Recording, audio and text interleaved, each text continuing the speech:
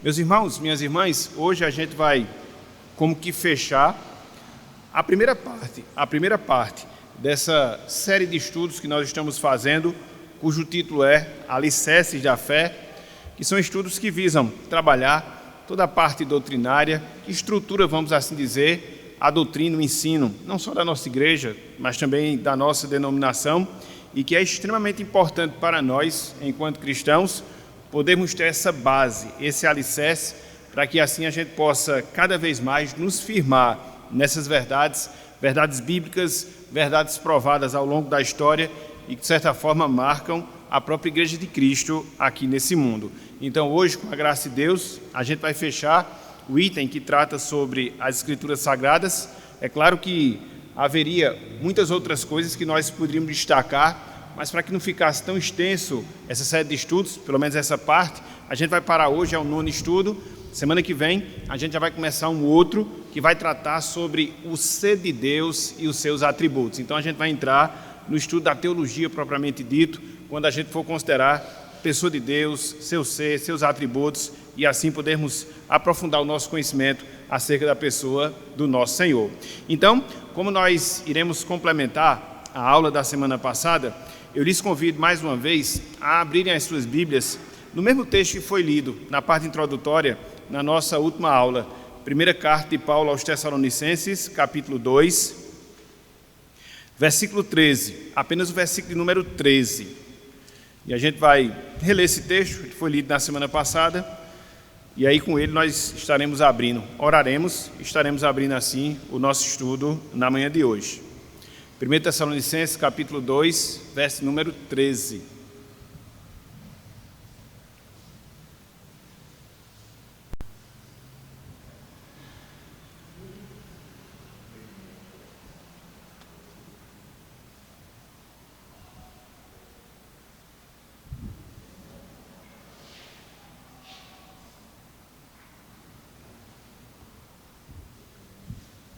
Irmãos, irmãs, diz o seguinte a palavra do Senhor. Primeira carta de Paulo aos Tessalonicenses, capítulo 2, verso número 13. Diz o seguinte: outra razão ainda temos nós para incessantemente dar graças a Deus. É que, tendo vós recebido a palavra que de nós ouvistes, que é de Deus, acolhestes, não como palavra de homens, e sim como, em verdade é, a palavra de Deus, a qual, com efeito, está operando eficazmente em vós, os que credes. Até aqui, até o verso 13, segunda carta de Paulo aos Tessalonicenses, capítulo 2, que Deus ele nos abençoe e que Ele aplique assim a sua santa palavra em nossos corações. Amém. Meus irmãos, minhas irmãs, conforme nós falamos agora há pouco, na semana passada, nós começamos a trabalhar o último aspecto relacionado a essa série de estudos que nós estamos fazendo dentro da própria Escritura, dentro da própria Palavra de Deus. Assim, nós iniciamos o nosso estudo, ou os nossos estudos relacionados à autoridade das Escrituras, a autoridade da palavra de Deus. Conforme nós falamos no último domingo, na nossa palavra introdutória, esse assunto, ou seja, a autoridade das Escrituras, é uma marca, vamos assim dizer, das igrejas que são herdeiras do movimento da Reforma Protestante. Então a gente não pode falar de Reforma Protestante, a gente não pode falar de uma igreja reformada sem que a gente toque nesse item, sem que a gente fale sobre esse assunto. Que assunto? A autoridade que existe, que há na própria Palavra de Deus, na própria Escritura Sagrada. Na verdade, esse foi o grande diferencial que marcou profundamente todo o movimento da Reforma Protestante. E aí se ficaria entre dois caminhos, no tradicionalismo da Igreja Romana ou na submissão da autoridade das Escrituras. Então, a Igreja da Reforma, ela foi por esse segundo caminho e graças a Deus por isso, razão pela qual nós estamos aqui na manhã de hoje. É justamente nesse item da autoridade das Escrituras que se baseia, um dos lemas da Reforma, que nós intitulamos de sola Escritura, uma expressão latina que significa somente a Escritura, somente a Palavra de Deus, somente a Bíblia Sagrada, compreendendo a sua suficiência, compreendendo a sua autoridade, compreendendo a sua inerrância. Então, é esse apego, é essa devoção e a submissão que nós devemos ter aos escritos sagrados. E aí fica a pergunta, e aí fica a indagação. Mas, no seu sentido prático, o que é a autoridade das Escrituras? O que é que esse aspecto, de maneira específica, ele trabalha? Em que ele consiste? O que é que ele significa em si?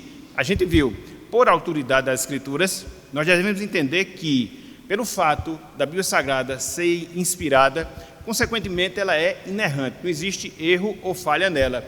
E por isso, a Bíblia, ela é a autoridade final sobre todos os assuntos sobre os quais a Bíblia faz a afirmação. Então, naquilo que ela afirma, então, naquilo que ela relata, então, naquilo que ela diz, então, naquilo que ela ordena, não existe uma segunda opção, não existe o meio termo, somente a Palavra de Deus, somente as Escrituras Sagradas. E a gente viu na semana passada que essa crença que a gente deve ter na autoridade da palavra, ela não se baseia em meras ideias humanas, em meras conjecturas humanas. Não, jamais, muito pelo contrário. A gente olha para a própria Bíblia, a gente olha para a própria Palavra de Deus e a gente percebe a sua autorreivindicação, ou seja, a reivindicação que a própria Bíblia faz, que ela tem a autoridade final sobre a nossa vida, em matéria de fé, em matéria de crença, em matéria de prática. E quais foram essas razões, quais foram esses motivos pelos quais, a partir da própria Bíblia, a gente percebe a sua autoridade? Em primeiro lugar, por causa das formas proféticas, e a gente viu isso, quando os profetas do Antigo Testamento, eles falavam, eles tinham consciência de que não falavam de si mesmos, mas eles tinham consciência de que falavam da parte de Deus, da parte do Senhor, por isso o povo deveria ouvir, por isso o povo deveria atentar, por isso o povo deveria obedecer. Então foi a primeira razão. Contudo, a gente não parou apenas nessa razão. A gente viu um segundo motivo pelo qual a Bíblia de fato é a autoridade final para as nossas vidas. E aí nós consideramos a própria declaração ou as próprias declarações que Cristo, o nosso Salvador, o nosso Redentor fez, justamente embasando e aceitando a autoridade da palavra de Deus. Quer seja quando ele foi tentado, onde ele se voltou para a palavra para poder assim fundamentar as suas atitudes diante das tentações do diabo, quer seja nos debates teológicos que Cristo ele era envolvido, ele sempre remetia à palavra para dali extrair toda a sua base de argumentação, toda a sua base de crença. Então, se houve alguém aqui nesse mundo que defendeu a autoridade dessa palavra, nós podemos dizer com toda certeza e convicção, essa pessoa foi a pessoa de Jesus Cristo. Foi o segundo motivo, mas não só isso. Em terceiro lugar, a gente observou na semana passada o comportamento dos nobres de Bereia, que depois se tornaram cristãos. Porque, na medida em que eles ouviram a pregação do apóstolo Paulo, eles conferiam nas Escrituras do Antigo Testamento se aquilo que Paulo falava, se aquilo que Paulo pregava, correspondia àquilo que existia na Bíblia Sagrada até então. Então veja como eles eram submetidos à autoridade da palavra. E por fim, em quarto e último lugar, quarta e última razão, em virtude das próprias palavras ou ensinamentos apostólicos. A semelhança que acontece com os profetas no Antigo Testamento, os apóstolos no Novo Testamento, eles também tinham essa consciência de que falavam da parte de Deus, de que falavam inspirados pelo Senhor, e na medida em que eles falavam da parte de Deus, falavam inspirados pelo Senhor, a palavra deles era uma palavra autoritativa, uma palavra final.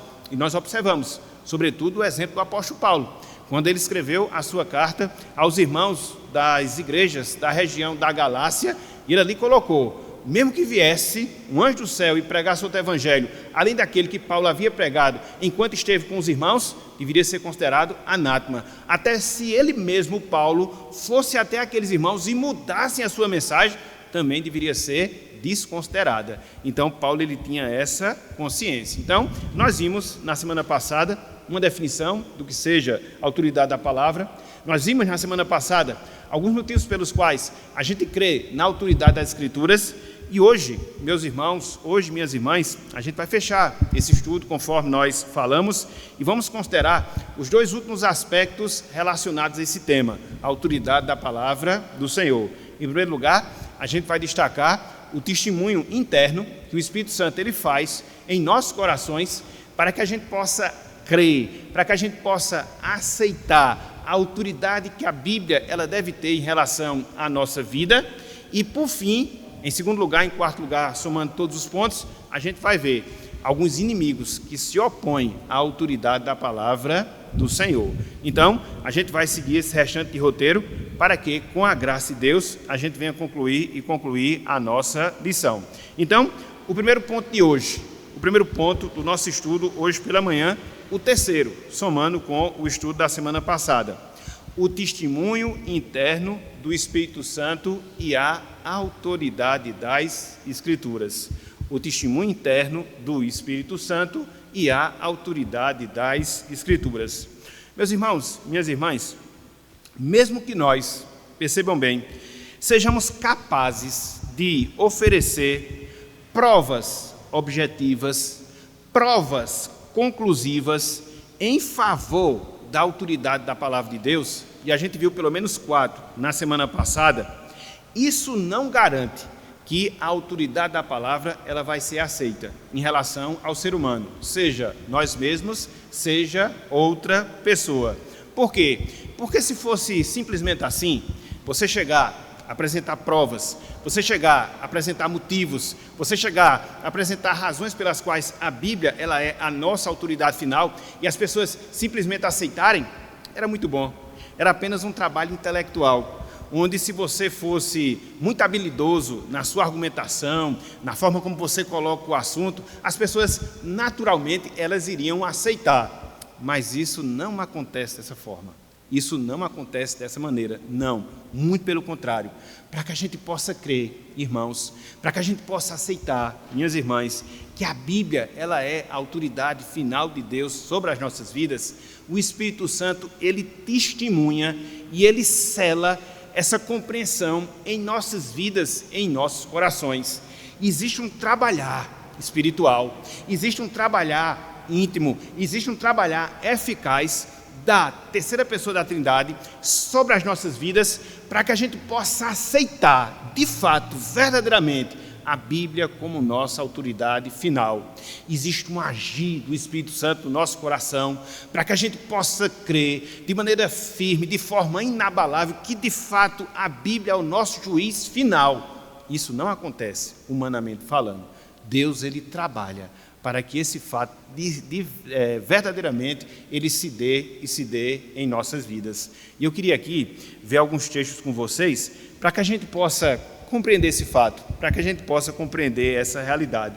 Vamos dar uma passeada, pelo menos em 2 livros, nas 2 cartas que Paulo escreve aos Coríntios, para que a gente possa perceber esse fato. Que fato? A aceitação, que fato?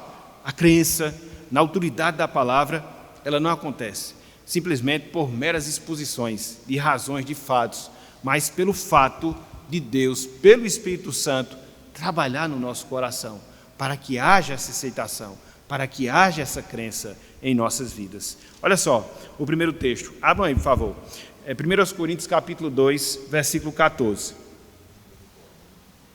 A gente vai ver a condição humana, e dentro dessa condição humana, se Deus não tocar no coração e não agir na nossa vida, para que a gente possa ver a sua palavra como verdade, como autoritativa, isso nunca vai acontecer dependendo somente do ser humano. 1 Coríntios capítulo 2, versículo 14. 1 Coríntios capítulo 2, versículo 14. E olha só aqui a razão, olha só aqui o motivo pelo qual isso acontece. Se não for Deus agindo, se não for Deus trabalhando, a gente não submete à autoridade da sua palavra, a gente não crê na autoridade da sua palavra.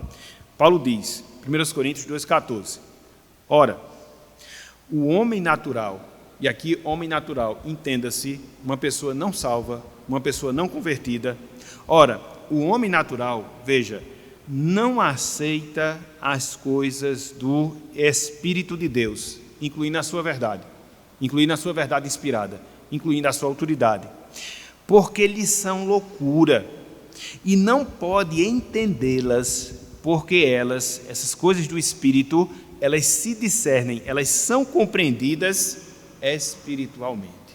O homem natural, ele não tem essa percepção. O homem natural, ele não tem essa condição. Ele, por si mesmo, entender, compreender, discernir as coisas que elas são essencialmente espirituais, as coisas vinculadas à ação do Espírito do seu ministério. Por quê? Ele é um homem ainda natural, ele está na carne, ele não tem ainda a visão espiritual. Então, quando você chega para uma pessoa, quando você chega para um pecador e, por exemplo, o exorta a que ele se arrependa dos seus pecados, ele, por ele mesmo, nunca vai fazer isso. Seu coração é endurecido, ele não vai aceitar essa exortação que vem da Bíblia para com a sua vida. Ele não vai submeter, ele não vai mudar de vida. Para eles vai ser uma coisa indiferente, um assunto religioso, um assunto sem importância, porque a sua condição faz com que ele haja dessa forma, com que ele proceda dessa maneira. E lá na frente eu vou fazer uma observação em relação a isso aí. Mas o que eu queria deixar claro aqui para os irmãos é que a questão da autoridade da palavra, bem como todas as coisas espirituais, elas são, em relação ao pecador, incapazes de serem assimiladas, por causa justamente da sua situação. É o homem natural. Ele não entende as coisas do Espírito de Deus. Elas se discernem espiritualmente. E eles não têm essa capacidade de ter essa percepção das coisas espirituais. Paulo, ele já atestava esse triste fato que, infelizmente, caracteriza as pessoas sem Deus. Olha só o que ele vai falar mais acerca disso. Abram aí. Segunda carta de Paulo aos Coríntios. Segunda carta de Paulo aos Coríntios. Capítulo 4.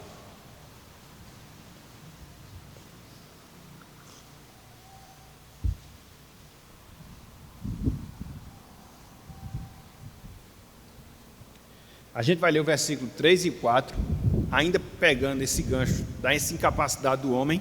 Aí quando a gente for ler o versículo 6, a gente vai entender essa ação do Espírito Santo, que somente ela é capaz de mudar essa condição do ser humano. Olha só, 2 Coríntios 4, versículos 3 e 4, agora, certo? 3 e 4 agora. Aí eu vou fazer uma explicação e depois a gente vai um pouco mais adiante, certo?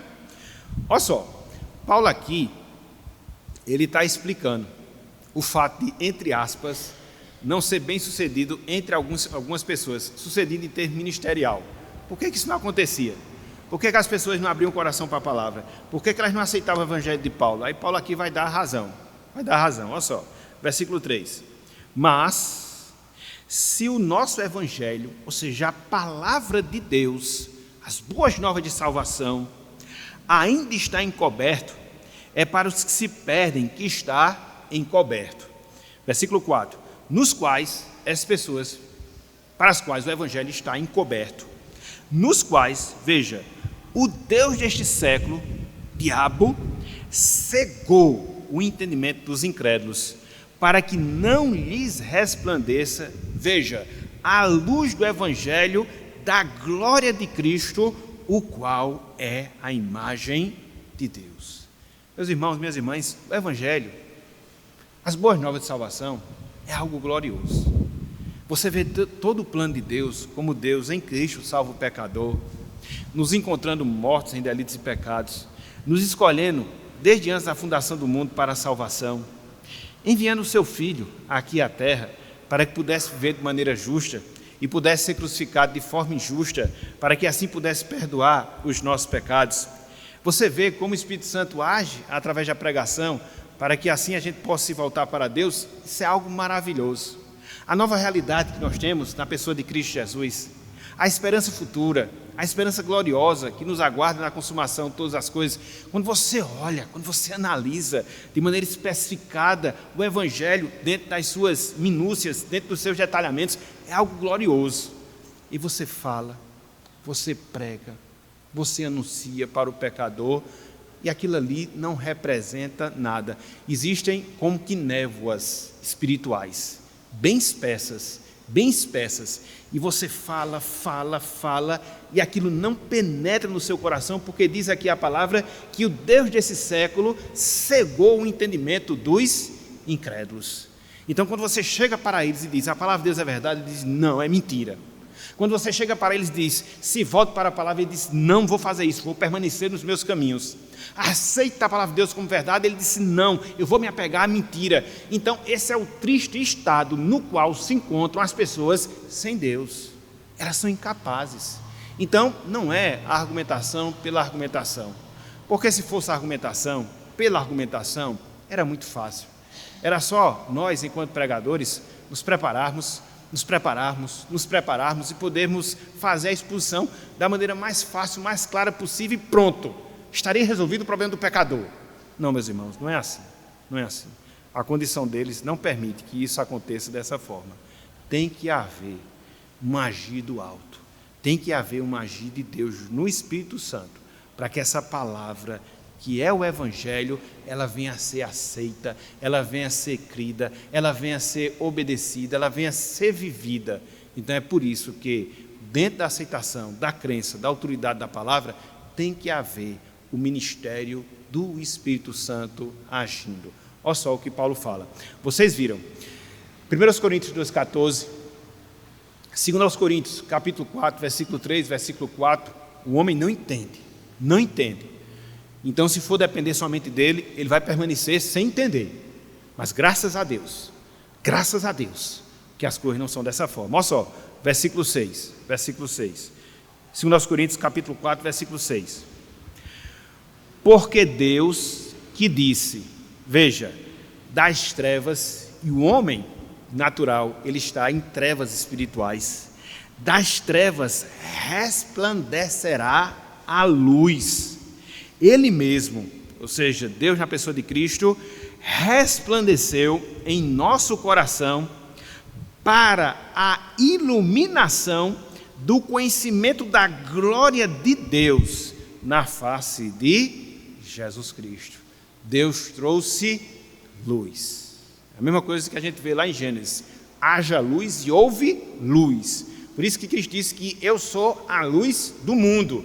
Então, quando o Espírito Santo ele age e ele faz resplandecer a luz da glória de Deus no Evangelho de Jesus Cristo, a gente passa a entender, a gente passa a compreender, a gente passa a aceitar, a gente passa a acreditar em todas as verdades que são pronunciadas pelo Evangelho, dentre elas a autoridade que esse Evangelho tem para dirigir, conduzir, conformar a nossa vida conforme a vontade do Senhor. Esse agir interno, meus irmãos, minhas irmãs, do Espírito Santo, nos convencendo dessa verdade, não é uma revelação complementar do Espírito Santo, como se nós tivéssemos a necessidade de que o Espírito Santo nos desse várias revelações para que essa compreensão ela se desse em nossa vida. Não é assim, muito pelo contrário, faz parte do processo que nós chamamos de processo de regeneração. Quando Deus ele reabilita os nossos sentidos espirituais, que foram diretamente atingidos pelo pecado. E assim, através dessa reabilitação, a gente passa a entender a verdade de Deus, a aceitar essa verdade e viver por essa verdade. E o Espírito faz isso pela palavra e por meio da palavra, para que essa boa realidade ela seja de fato uma verdade na nossa vida. Então, essa questão de nós sermos iluminados, essa questão de nós aceitarmos a autoridade da palavra, ela vem dentro do processo de regeneração. Conforme nós falamos, existem névoas espirituais que estão presentes na mente e no coração das pessoas. E a mensagem chega, mas não vai até o seu coração, porque elas colidem com essas névoas e voltam. Mas aí o Espírito Santo tira as névoas espirituais. E a palavra que é ensinada, ela começa a penetrar no nosso coração, porque o Espírito Santo age para que assim possa acontecer. E é justamente nesse processo que nós somos apenas instrumentos e que nós devemos levar a palavra e que nós devemos proclamar o fato de que a Bíblia é a autoridade final nessa perspectiva, de que Deus haja pelo seu Espírito, de que Deus transforma o coração dessas pessoas. Mas uma coisa eu digo com toda certeza, quando o Espírito Santo ele transforma e abre o entendimento das pessoas, isso verdadeiramente acontece. Não existe, preste atenção nisso, um coração que seja tão endurecido que ele possa resistir à eficácia da ação do Espírito Santo. Não existe. O que separa A situação de uma pessoa salva ou não salva é o propósito redentor de Deus e a sua operação pelo Espírito Santo mediante a pregação da palavra. Então, enquanto pessoas, enquanto cristãos, o que é que a gente deve fazer? Pregar essa palavra, mostrar que a Bíblia é verdade, mostrar que ela é suficiente, mostrar que ela é inerrante, mostrar que ela é autoritativa na expectativa, na esperança que Deus ele possa proceder, que Deus ele possa agir para que o pecador, enfim, abra o seu coração. Uma coisa a gente fala, com toda segurança, sem medo de errar. Quando Deus age, é porque não só ele aceitou a Bíblia como autoridade final, mas que ele foi transformado em uma nova criatura em Cristo Jesus. E aqui, meus irmãos, é a beleza do Evangelho. Não são movimentos, não são coisas externas que produzem isso, somente quem produz isso é o Espírito Santo, através da pregação fiel da sua palavra. E é bom que isso aconteça, é bom, porque assim a gente não procura se orgulhar de feitos que porventura a gente faça, a gente não procura dar jeitinhos para facilitar a aceitação das pessoas, a gente não precisa fazer nada, a gente só precisa pregar com fidelidade a palavra de Deus e deixar que Deus ele faça o resto. Me lembrei agora de uma citação que Spurgeon, o príncipe dos pregadores, ele fazia em relação à autoridade das pessoas, ou em relação à autoridade das Escrituras.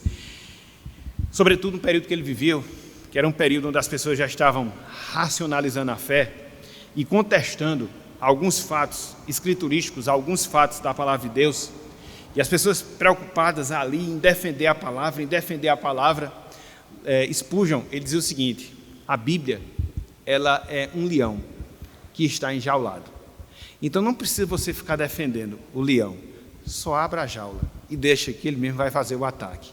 Então o que é que a gente deve fazer? Fala a palavra, somente isso. Abra a jaula, fala a palavra e deixa que a própria palavra vai fazer o resto pela ação de Deus, pela instrumentalidade do Espírito Santo. Então, isso tira de nós, às vezes, grandes perdas de tempo que nós temos, de querer discutir, de querer entrar em controvérsia. Eu, particularmente, já perdi muito tempo da minha vida com relação a isso aí. Não perco mais. A verdade está aqui. Ela é assim e assado. Você quer aceitar? Tudo bem. Não quer aceitar? Como dizia o velho Armando de Guerra, você vai para o inferno com cabeça e tudo. Então, é o tipo de coisa que a gente não precisa mais estar discutindo. Então, a nossa obrigação é ensinar, pregar com fidelidade. E o testemunho interno do Espírito Santo vai fazer com que as pessoas se sujeitem à sua autoridade. Então, até mesmo nisso, meus irmãos, a gente precisa da graça divina. Até mesmo nisso a gente precisa da ação do Espírito Santo, para que ele nos abra os olhos e faça com que nós aceitemos a palavra do Senhor. A gente tem que falar, a gente tem que argumentar, mas sabendo que não é a nossa palavra em si, não é o nosso argumento em si, porque se fosse assim, todo mundo já seria convertido. É Deus que faz, é obra do Senhor através da ação do Espírito Santo. Então, você vive hoje dentro de uma situação muito racionalista, muito secularista, muito relativista, as pessoas procurando pôr em xeque a palavra de todas as formas, de todos os lados, e tem gente que fica se angustiando e se martirizando, e será que a Bíblia vai se acabar? Será que a igreja vai ser destruída? Homem, se acalme, não se aperreie não. A igreja existe há milhares de anos, vai continuar existindo, sempre existiram os inimigos da fé, e a Bíblia está aqui, e todos os inimigos foram enterrados. Vai acontecer a mesma coisa. Então não tem esse negócio não. Por mais que haja perseguição, seja ela estatal ou não, por mais que haja indiferença, seja intensa ou não, isso aqui vai sempre prevalecer. Vai passar eu, vai passar você, vai passar todos nós, mas essa palavra, ela vai permanecer para sempre. Louvado seja o Senhor. Então, nos apeguemos a ela. Por isso, a necessidade de nós trabalharmos a autoridade da palavra. Só a Escritura, somente as Escrituras. Ok? Então, em primeiro lugar, o testemunho interno do Espírito Santo e a autoridade da palavra. O homem por si só não tem essa aceitação, mas quando o Espírito Santo resplandece o seu coração, lhe dá luz, lhe dá discernimento, aí sim, ele aceita a Bíblia como verdade de Deus, porque na verdade ele já aceitou Jesus Cristo como seu Salvador, porque a regeneração já se tornou uma realidade na sua vida. Mas não só isso. Em segundo lugar e em quarto lugar, somando ao estudo da semana passada, inimigos da autoridade das Escrituras. Inimigos da autoridade das Escrituras. Meus irmãos, minhas irmãs, ao longo da história da Bíblia, não foram poucos, presta atenção nisso, não foram poucos os adversários, os inimigos, que se levantaram contra ela, contra a Bíblia, tentando usurpar, tentando roubar a sua autoridade, a sua verdade. Na verdade, esse processo ele continua até os nossos dias. Esses inimigos, eles são incansáveis, são incansáveis. E eles procuram, de todas as formas, eles procuram a todo custo diminuir, relativizar a importância da palavra de Deus para as nossas vidas. Às vezes, esses inimigos que procuram roubar a autoridade da palavra, eles surgem de maneira imperceptível, que às vezes a gente não consegue nem perceber. Às vezes, esses mesmos inimigos que procuram usurpar a autoridade da palavra, eles vêm detrás das nossas próprias boas intenções. E aí é cuidado que a gente deve ter, porque às vezes uma boa intenção ela acaba escondendo um motivo errado, e esse motivo errado acaba nos levando para a destruição. É mais ou menos como diz o velho ditado popular: de boa intenção, o inferno está cheio. De certa forma, isso é verdade. Então, a gente tem que ter cuidado, porque esses inimigos que procuram diminuir, esses inimigos que procuram extinguir a autoridade da palavra, eles são incansáveis. Eles existiram no passado, eles existem hoje, eles existirão até a consumação de todas as coisas. Eles surgem, melhor dizendo, de forma imperceptível, que a gente não consegue perceber, e às vezes até está atrelada às nossas boas intenções. Mas aí fica a pergunta: quais são então esses inimigos? Quais são então esses adversários que se opõem à autoridade da palavra, tentando invalidar a autoridade que a palavra deve exercer em relação às nossas vidas? Basicamente, meus irmãos, minhas irmãs, são três: o tradicionalismo, o emocionalismo e o racionalismo. É tanto ismo, né? Mas a gente vai ver isso em detalhes e como é que isso acontece de fato e de verdade. Então vamos ver esses três grandes inimigos que se opõem avidamente à autoridade da palavra de Deus. O primeiro deles, o tradicionalismo. O tradicionalismo, meus irmãos, minhas irmãs, ele acontece quando a tradição, quando a tradição passa a ser a autoridade que fundamenta certas atitudes do povo de Deus. Eu vou repetir. O tradicionalismo acontece quando a tradição passa a ser a autoridade que fundamenta certas atitudes do povo de Deus. As frases mais comuns dos tradicionalistas são as seguintes: fazemos isto porque sempre fizeram assim, ou fazemos isso porque os nossos antepassados estabeleceram, ou fazemos isso porque sempre fizemos dessa forma, nós temos esse costume. Então, a gente tem que ter cuidado, muito cuidado com essas coisas. E aí você pode perguntar: quer dizer que você é contra a tradição? Não, jamais. Se tem uma pessoa que é tradicional, sou eu. Se tem uma pessoa que é conservadora, sou eu, em todos os sentidos, mas uma tradição e um conservadorismo correto, não aquele que vem da mente das pessoas. Porque quando você olha para a palavra de Deus, você percebe que Paulo, ele era apegado às tradições. Veja, pelo menos dois exemplos. Abram aí, 2 Tessalonicenses, capítulo 2. 2 Tessalonicenses, capítulo 2. Eu até tinha botado aqui o primeiro, mas é segundo.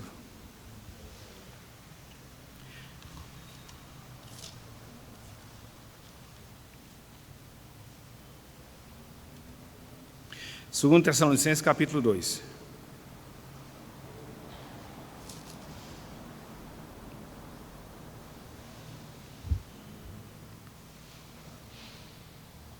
Hoje não tem muito disso, mas há 20 anos era um conflito bem intenso, né?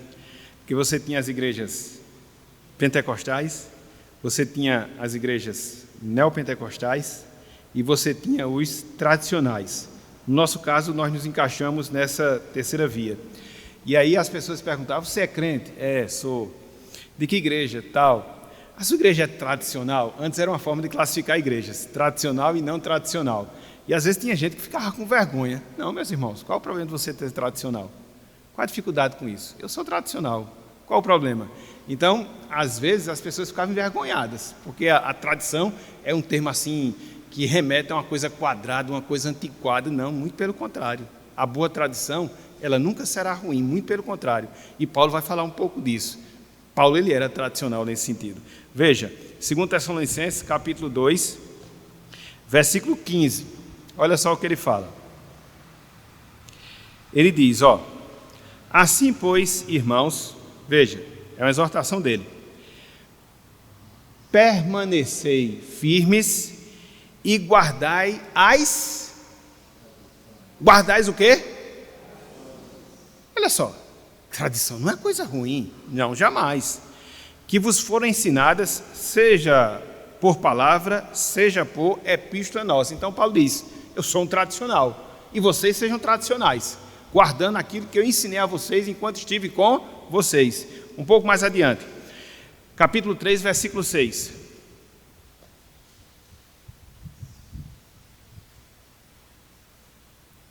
Paulo diz, nós vos ordenamos, irmãos, que em nome do Senhor Jesus Cristo, que vos aparteis de todo irmão que ande desordenadamente, e veja, e não segundo o quê?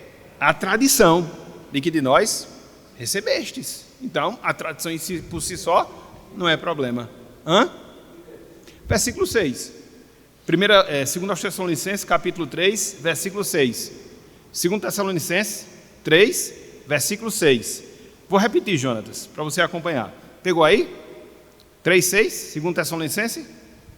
Pronto, nós vos ordenamos, irmãos, em nome do Senhor Jesus Cristo, que vos apartei de todo irmão que anda desordenadamente, e veja, e não segundo a tradição de que de nós recebestes.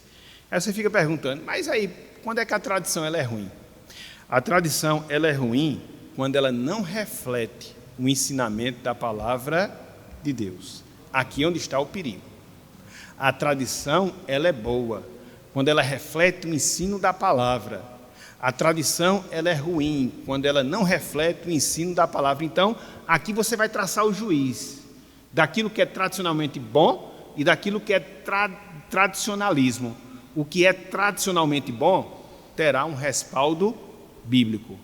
O que é tradicionalismo não terá um respaldo bíblico, será o nosso achismo, a nossa tradição, o nosso costume. Jamais, nesse sentido, a nossa tradição, o nosso costume, ele deve suplantar a autoridade da palavra de Deus. Então não é porque eu fiz ao longo da minha vida, não é porque eu sempre fiz assim. Você não é crente, Gabriela.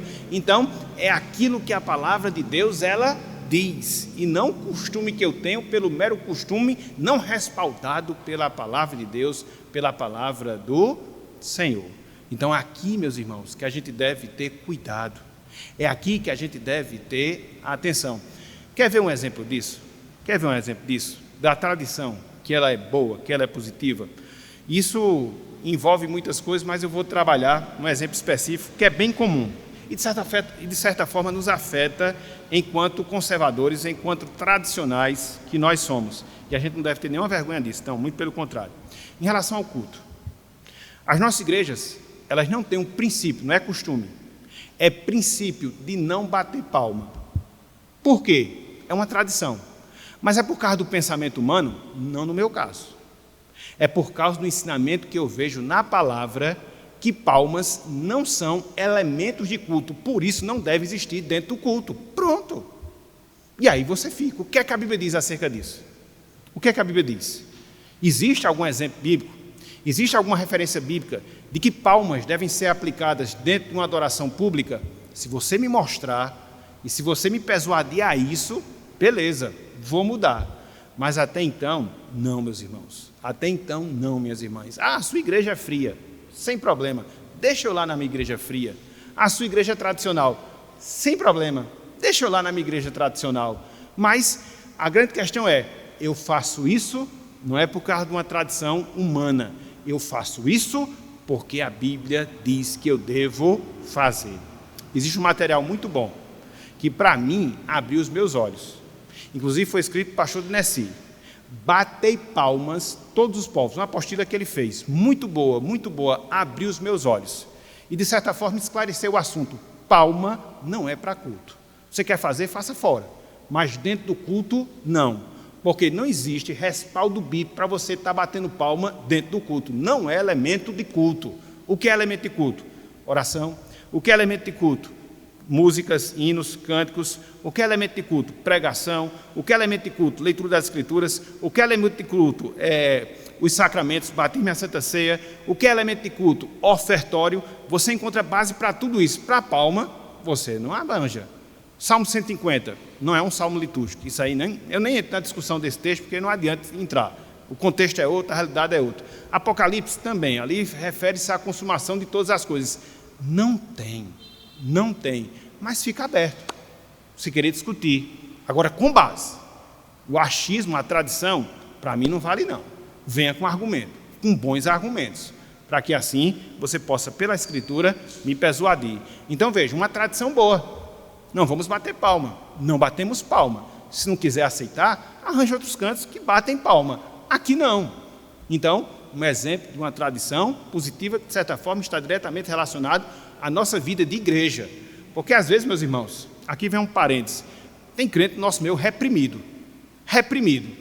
Existe uma sistemática, existe uma doutrina, existe um respaldo para você ter aquilo ali, e a pessoa quer fazer diferente. Quer fazer diferente? Apresenta uma proposta na Assembleia, com base na palavra. Vamos discutir o assunto, com base nas Escrituras Sagradas? Sem problema nenhum, eu estou aberto. Agora, querer mudar pelo grito, querer mudar pela força, não dá. Isso aí não dá. E enquanto pastor congregacional conservador, vou me manter firme até o fim. É assim, a gente não pode mudar ao sabor das conveniências. Então, a tradição, ela é boa, quando respaldada pela palavra. A tradição, ela é ruim, quando não é respaldada pela palavra. Quer ver um exemplo disso? Abram aí, por favor, Marcos capítulo 7. Marcos capítulo 7.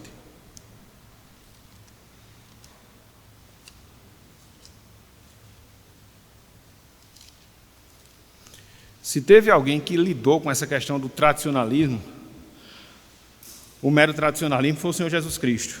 Mas ele lidou muito, porque ele teve que chocar-se com os escribas e fariseus.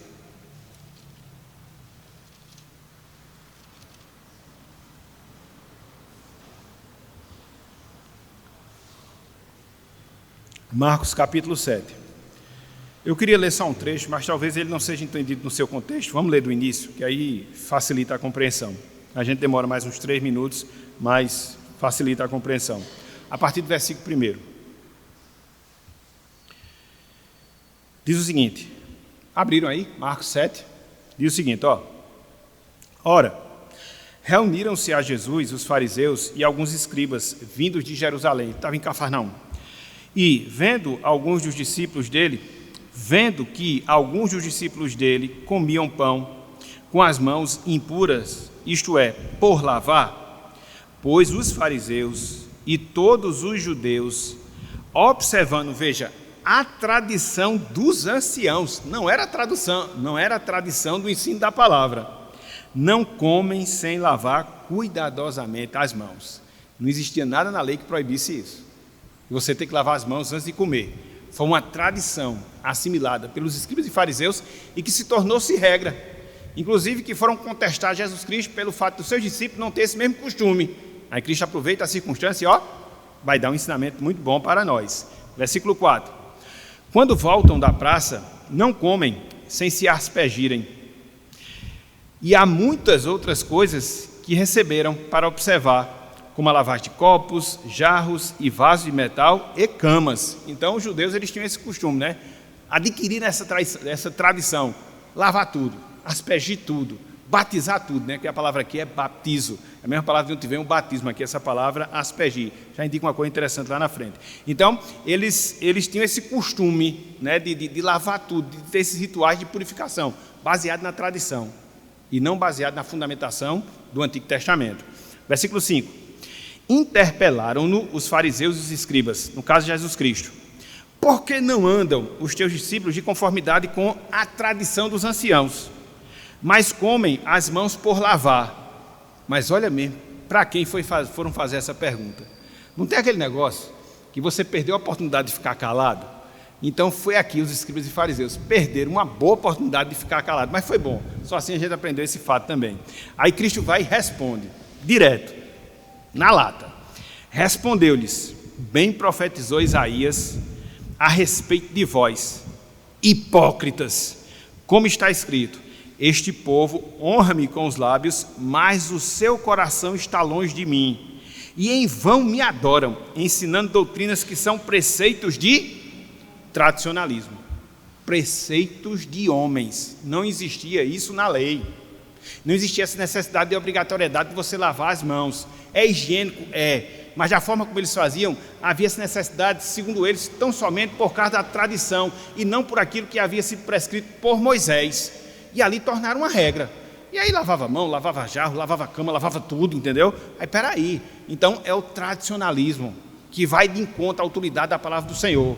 E aí Cristo vai, para poder logo começar a repreensão, cita logo o Antigo Testamento, o livro de Isaías. Mas aí Cristo ele vai e complementa, versículo 10. Pois Moisés disse: honra a teu pai e a tua mãe, e quem maldisser a seu pai e a sua mãe seja punido de morte. Aí agora Cristo vai trabalhar o quê? A lei, não é a tradição, a lei. Ou seja, ele vai fazer menção ao 5º mandamento: honra a teu pai e tua mãe, o primeiro mandamento com promessa. Então ele não está trabalhando a tradição, ele está trabalhando o preceito bíblico do Antigo Testamento.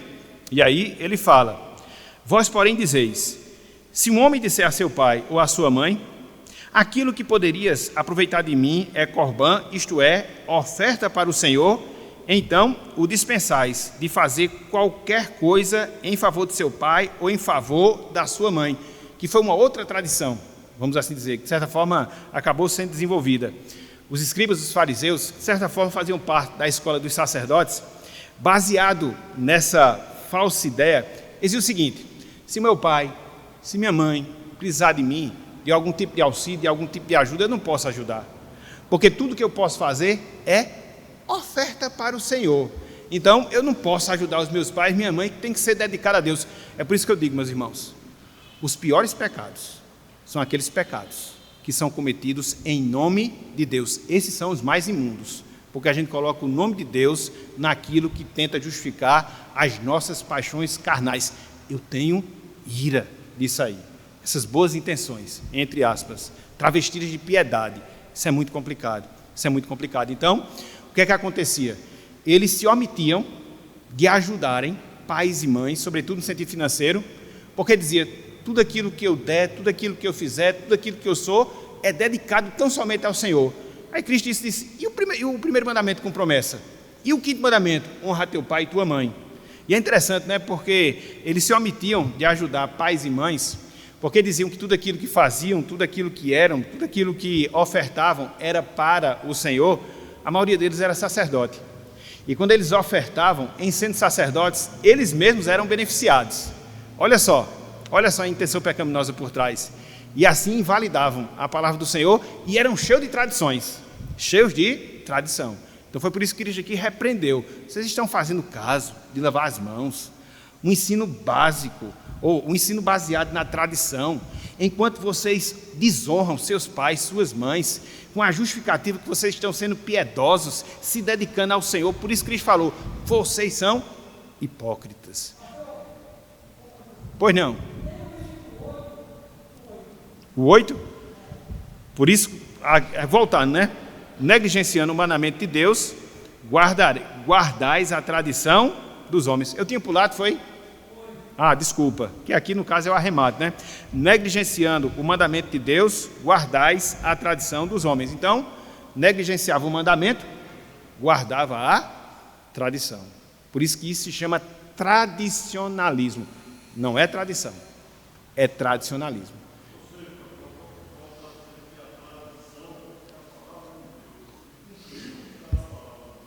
E tudo aquilo que emana nela, né? Tudo aquilo que tem base escriturística, toda a tradição boa. Que tradicionalismo, conservadorismo, nada mais é do que você ver algo que foi testado ao longo do tempo, que tem uma base e uma razão de ser e que deu certo. E você conserva aquilo ali. E você não quer mudar as coisas da água para o vinho. Não. Então, a tradição é essa, aquela que tem respaldo, que tem origem na palavra, que é baseada na palavra, que foi o que faltou aqui. Eles guardavam a tradição e negligenciavam o ensinamento da palavra. Um ensinamento básico, honrar pai e mãe, através de ajudas financeiras. E na justificativa deles não podia fazer porque era oferta ao Senhor, era corbã. Olha só, Cristo vai e desnuda esse pecado, mostrando a intenção que de fato existia dentro dos seus corações. Então vejam, meus irmãos, o tradicionalismo é ruim, a tradição é boa. E a gente não pode deixar que o tradicionalismo ele venha usurpar a autoridade da palavra. Eu fiz porque eu sempre fiz assim. Está onde isso na Bíblia? Está aqui. Eu faço por causa disso. E não porque sempre foi feito assim, sem nenhuma razão, sem nenhum sentido bíblico de ser, sem nenhum ensinamento que possa respaldar o meu comportamento. Então, é o cuidado que a gente deve ter. Certo? A segunda fonte, já tocou, mas vai dar tempo da gente terminar. O emocionalismo. Então, você tem o tradicionalismo e você tem o emocionalismo. O emocionalismo, ele acontece quando a emoção recebe valor exagerado na prática cristã. Preste atenção a essa expressão. Recebe valor exagerado na prática cristã. Isso não significa dizer que a emoção em si seja ruim. Não é. Deus, ele nos fez seres emocionais. E a emoção, obrigatoriamente, ela deve estar presente no nosso relacionamento com Deus. Contudo, sempre tem, né? Contudo, mais todavia. Contudo, a emoção que valoriza a extremo a intuição humana, que valoriza o sentimento, que valoriza o convencimento subjetivo que só você tem, em detrimento à palavra de Deus, passa a ser ruim. Então, as nossas emoções, elas têm que estar lastreadas e submetidas à palavra de Deus. Ah, mas eu estou sentindo. Eu não quero saber se você está sentindo. Eu quero saber se existe base bíblica para você fazer isso. Ah, mas eu me sinto bem assim. Não quero saber disso também não. Eu quero saber se existe base bíblica para você fazer assim. Porque, infelizmente, as pessoas são levadas, meus irmãos, pela emoção. Pela emoção. E se tem uma coisa que é fácil você manipular, é a emoção das pessoas. Isso dentro da igreja, ó, só o que tem. Só o que tem. Fundos musicais, aquelas expressõezinhas bem assertivas, aquele negocinho bem melodramático. Então, isso é muito comum, muito em voga, e as pessoas se deixam levar, e aí fica a pergunta, onde é que está isso na Bíblia? Onde é que está isso? Então, as nossas emoções, elas devem estar submetidas ao crivo das Escrituras Sagradas. As nossas emoções têm que estar submetidas ao ensino da palavra de Deus. Do contrário, é um mero emocionalismo. Olha só como o apóstolo Paulo, ele teve que lidar com esse fato. Abram aí, por favor. Colossenses, capítulo 2, versículo 18. Eu teria outros textos para dar, mas eu vou tentar adiantar um pouco aqui para a gente não se demorar. Colossenses, capítulo 2, versículo 18. Hoje tem muito disso, né?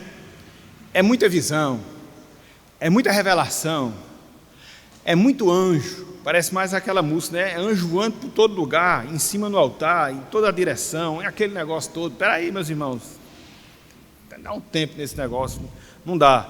Então, Paulo ele já enfrentava esse tipo de situação. E quando ele escreve aos Colossenses, ele fala muito disso. Entendeu? Ele fala muito disso. Porque todas as nossas experiências, elas têm que ser avaliadas pelo crivo das Escrituras. Todos os nossos sentimentos, eles têm que ser avaliados pelo crivo das Escrituras. De repente bate um êxtase, um determinado irmão, e aí ele começa a fazer coisas normais, vira cambalhota, fala coisa que a gente não entende, vê anjo. Onde é que está isso na Bíblia? Em canto nenhum não. Então pronto. Meu irmão, ou você está sendo levado pelas suas emoções, ou isso tem alguma coisa a ver com o diabo. De Deus não é. Entendeu? É assim, meus irmãos. É um pouco radical, né? Mas tem que ser assim, porque senão o negócio vira bagunça. Como hoje está muito bagunçado a questão do cristianismo evangélico. Paulo já enfrentava isso. Olha só, Colossenses 2,18. E é interessante porque na igreja de Colosso era uma igreja bem diferenciada, porque existia o que nós chamamos de heresia de Colosso, que era a mistura de tudo que era ruim, batido no liquidificador e dado aos irmãos. Tinha o legalismo judeu, tinha o misticismo gnóstico, tinha o gnosticismo, era tudo misturado, com a roupagem de cristianismo, tudo misturado junto. E aí, dado aos irmãos, aí Paulo teve que destrinchar isso na sua carta aos Colossenses. Então ele fala aqui no caso do misticismo, que infelizmente estava afetando isso aí, porque a grande questão é que a emoção, quando não regulada pela palavra, ela vai gerar emocionalismo, que vai redundar em misticismo, é uma coisa que só você vê, só você tem, que não pode ser averiguada por nada e por ninguém. Não, isso aí não pode, de jeito nenhum. Olha só o que Paulo fala: ninguém se faça árbitro contra vós outros, pretextando humildade e culto dos anjos, baseando-se em visões, enfatuado sem motivo algum na sua mente carnal. Os irmãos estavam tendo visões angelicais, visões de anjo, tudo fora do padrão da palavra. Pronto, falou tudo agora, presbítero Mário. Sincretismo, mistura de ideias, de religiões, e aí você queria adotar esses princípios. Isso.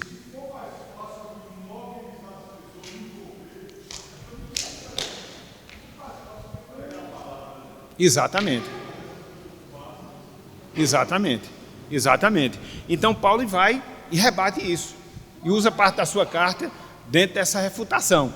Então veja, a emoção que se transforma em emocionalismo, e o emocionalismo ele não pode usurpar a autoridade da palavra.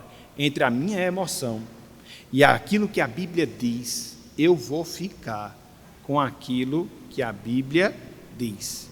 A emoção dá e passa. A Bíblia não, ela vai permanecer para sempre.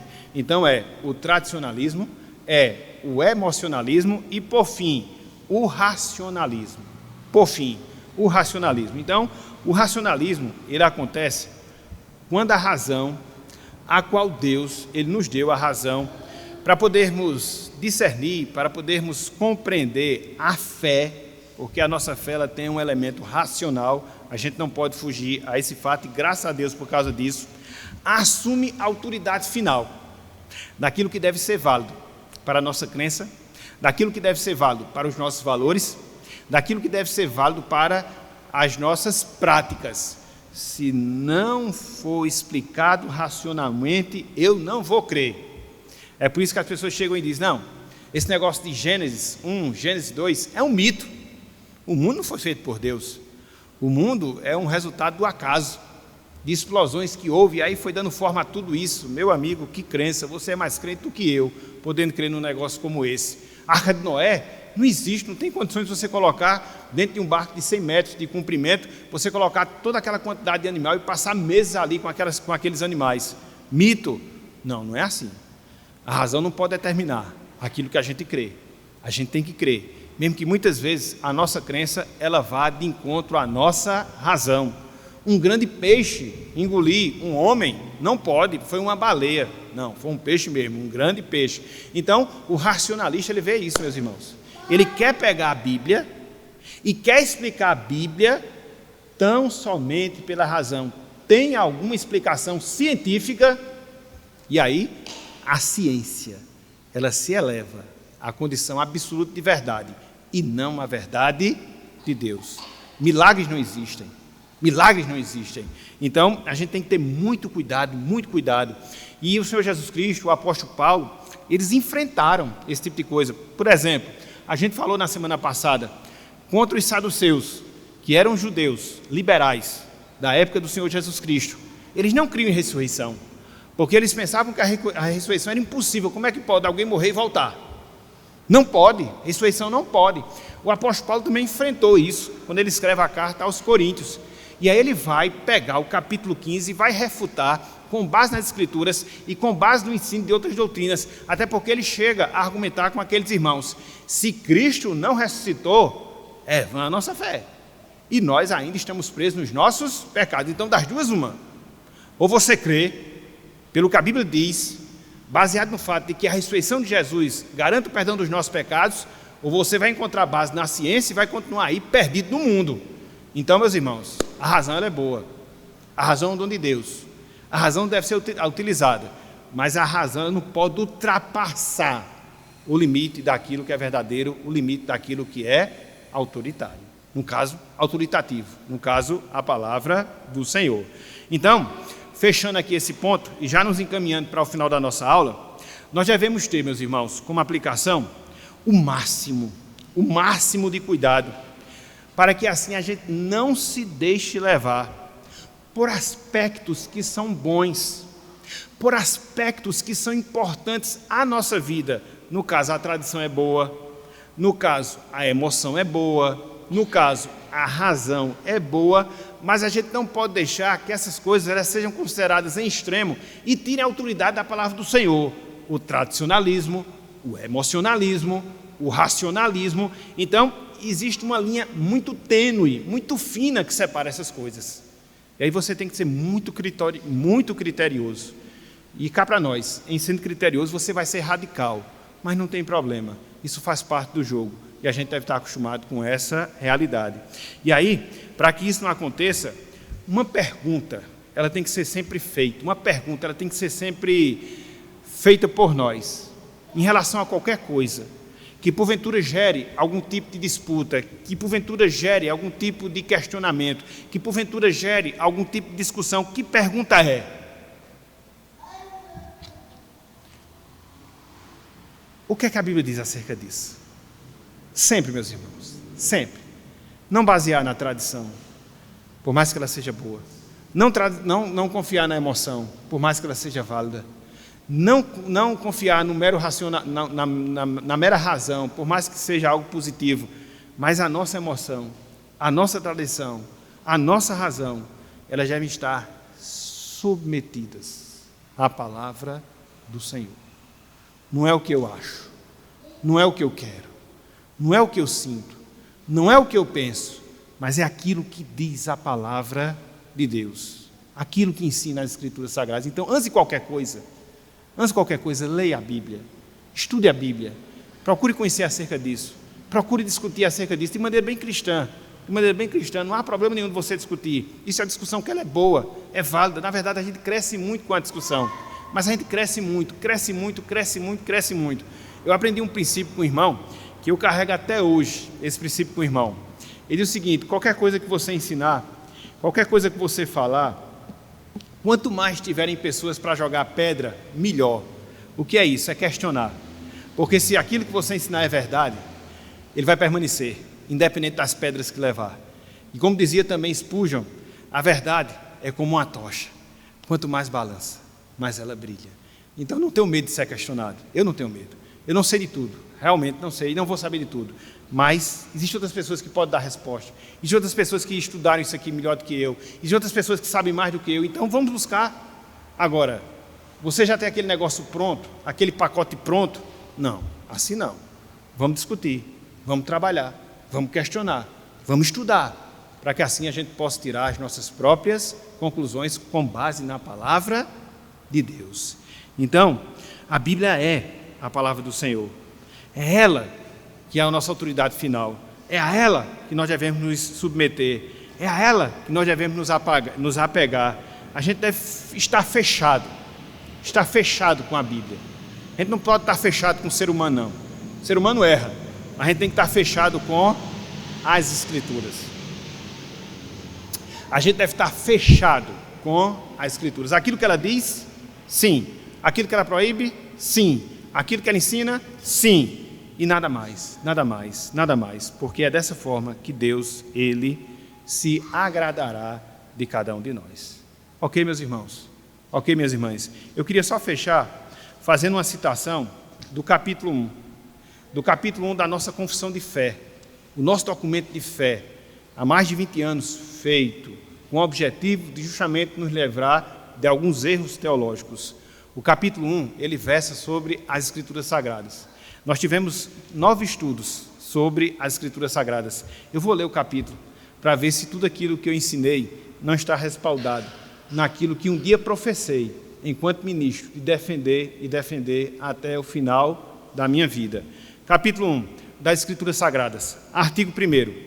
Cremos nas Escrituras do Antigo e do Novo Testamento e proclamamos que elas: a.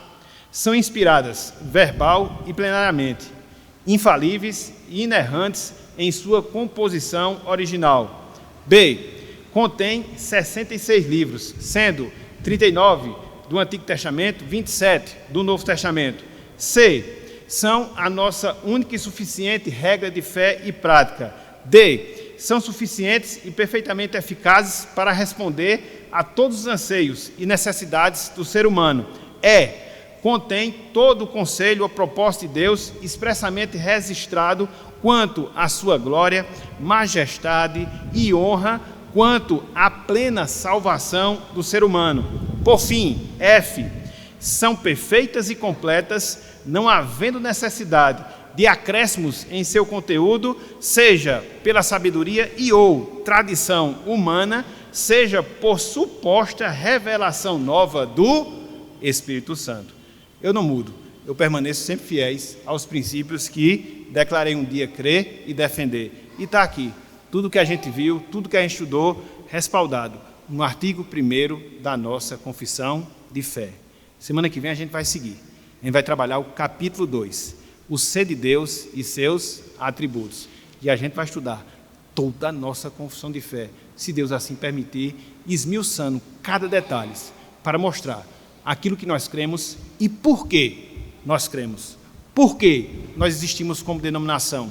Por que nós não nos misturamos com outros grupos? Para quê?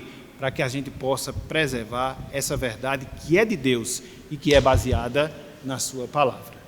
Que Deus nos abençoe, que Deus nos ajude, que Deus nos auxilie a levar até o fim a palavra da verdade. Amém.